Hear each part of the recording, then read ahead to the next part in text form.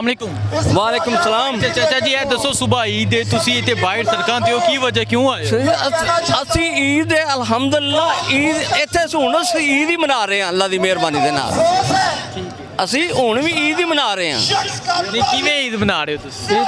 ਇਮਰਾਨ ਖਾਨ ਦੇ ਨਾਲ ਅਸੀਂ ਬਸ ਇਮਰਾਨ ਖਾਨ ਸਾਨੂੰ ਆਰਡਰ ਦਿੱਤਾ ਉਹ ਆਖੇਗਾ ਕੁਰਬਾਨ ਅਸੀਂ ਉਹ ਜਾਨ ਵੀ ਅਸੀਂ ਕੁਰਬਾਨ ਕਰ ਲਿਆ ਆਪਣੀ ਜਾਨ ਵੀ ਕੁਰਬਾਨ ਕਰ ਦਿਆਂਗੇ ਐਸੀ ਗੱਲ ਹੀ ਕੋਈ ਨਹੀਂ।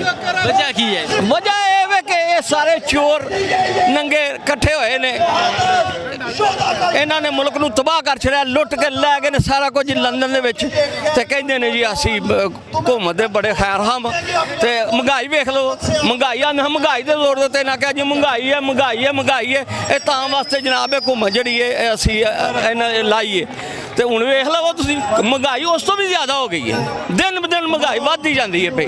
ਇਹ ਤਾਂ ਕਹਿੰਦੇ ਹਨ ਕਿ ਅਸਾਂ ਮਹਿੰਗਾਈ ਘੱਟ ਕਰਨੀ ਹੈ ਮਹਿੰਗਾਈ ਮਕਾਓ ਮਾਰਚ ਵੀ ਨਾ ਕੀਤਾ ਸੀ। ਮਕਾਓ ਮਾਰਚ ਕੀਤਾ ਮਕਾਓ ਮਾਰਚ ਤੇ ਹੁਣ ਅਸੀਂ ਕਰਾਂਗੇ ਇਹਨਾਂ ਦਾ ਇਹਨਾਂ ਨੂੰ ਮਕਾਨ ਦਾ ਜਿਹੜਾ ਅਸੀਂ ਕਰਾਂਗੇ ਇਹਨਾਂ ਤੇ ਜੋ ਕੀਤਾ ਨਾ ਅਸੀਂ ਇਹਨਾਂ ਨੂੰ ਮਕਾਨ ਦਾ ਕਰਾਂਗੇ। ਇਹ ਤਾਂ ਮਹਿੰਗਾਈ ਦਾ ਕਰਦੇ ਹਨ ਨਾ ਪੇ ਮਹਿੰਗਾਈ ਤੇ ਨਾ ਵਧਾਣੀ ਹੈ ਨਾ ਅਸੀਂ ਇਹਨਾਂ ਨੂੰ ਖਤਮ ਕਰ ਦਿਆਂਗੇ ਇਨਸ਼ਾਅੱਲਾਹ ਤਾਲਾ। ਇਹ ਕਿ ਆਖਿਆ ਗਿਆ ਕਿ ਇਮਰਾਨ ਖਾਨ ਨੇ ਤੋਹੀਨ ਰਸਾਲਤ ਦਾ ਇਮਰਾਨ ਖਾਨ ਤੇ ਮੁਕੱਦਮਾ ਦਰਜ ਕੀਤਾ ਗਿਆ ਹੈ ਤੁਸੀਂ ਕੀ ਸਮਝ ਰਹੇ ਹੋ ਇਸ ਬਾਰੇ? ਤੇ ਕੋਈ ਵੀ ਨਹੀਂ ਮੁਕੱਦਮਾ ਦਰਜ ਕਰ ਲੈਣਾ ਕਿ ਸਾਰੇ ਤੇ ਮੁਕੱਦਮੇ ਦਰਜ ਕਰਨ ਅਸੀਂ ਸਾਰੇ ਜੇਲ੍ਹਾਂ ਦੇ ਵਿੱਚ ਜਾਣ ਲਈ ਤਿਆਰ ਹਾਂ ਮੈਂ ਮਰਨ ਲਈ ਤਿਆਰ ਹਾਂ ਅੱਲਾ ਦੀ ਮਿਹਰਬਾਨੀ ਨਾਲ ਇਮਰਾਨ ਵਾਸਤੇ ਅਸੀਂ ਹਾਜ਼ਰ ਹਾਂ।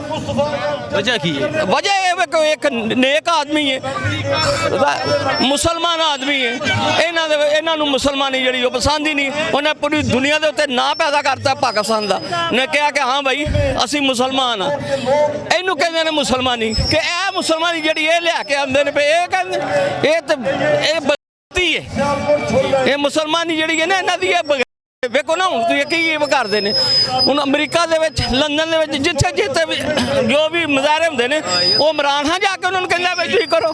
ਈਦ ਤੋਂ ਬਾਅਦ ਲਾਂਗ ਮਾਰਚ ਸੇ ਨਿਕਲੋਗੇ?